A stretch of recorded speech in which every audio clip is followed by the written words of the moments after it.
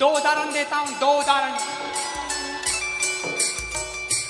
समझ जाना इन दो उदाहरणों में, बाकी ज्यादा लंबी बात नहीं करूंगा। और आज की तत्कालीन परिस्थितियों को समझ लेना। एक लकड़ी आग में जलती है और एक लोहा जलता है। ध्यान देना, लकड़ी को जलाएंगे ना तो लकड़ी जिस और है आग की और वहां से गर्म होती है, लेकिन ऊपर से कोई हाथ रख दे तो कोई तकलीफ नहीं है, क्योंकि अभी तक वहां आग पहुंची नहीं है ना। वो धीरे धीरे गर्म होती है, एक साथ गर्म नहीं होती। लेकिन लोहा होता है ना, वो एक साथ गर्म होता है और चारों तरफ से गर्म होता है।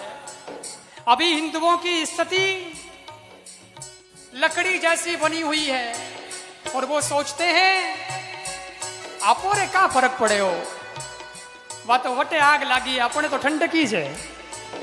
अरे तो भला आदमी, लकड़ी तो हागी है, नीचे लागी है तो धीरे धीरे ऊपर भी आई।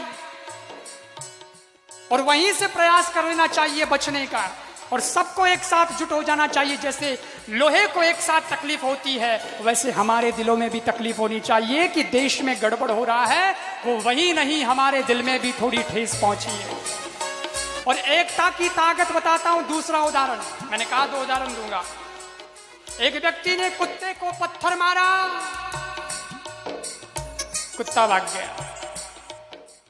फिर वो पत्थर तो वही था, फिर उसने उस पत्थर को उठाया और मक्खियों का छत्ता होता है ना, उस पे वही पत्थर मारा तो मक्खियां सब एक साथ आक्रमण कर गई उस पे, आदमी पे अटैक किया। उसकी जान बचानी मुश्किल हो गई। पहले कुत्ता भागा था पत्थर फेंकने से, इस बार पत्थर फेंका तो खुद भागा। आदमी वही था, पत्थर वही था, परिस्थिति बदली थी।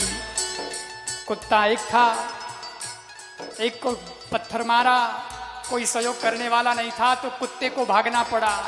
लेकिन इस बार मक्खियां सब एक हो गई थी, शामिल होकर के सबने मिलकर अटैक किया तो आदमी को भागना पड़ा, जान बचानी मुश्किल हो गई। मित्रों, निवेदन करना चाहता हूं, देश को बचाना है, अंदर से और बाहर से उसकी सीमा की, और हमारे भीतर युद्ध छुड़े हैं उनकी रक्षा करनी है। संस्कृति, संस्कार और देश की अस्मिता को बचाना है तो मक्खियों से सीखिए और एकता हो जानी चाहिए। जिस दिन एक बन जाओगे, किसी कुत्ते की हिम्मत नहीं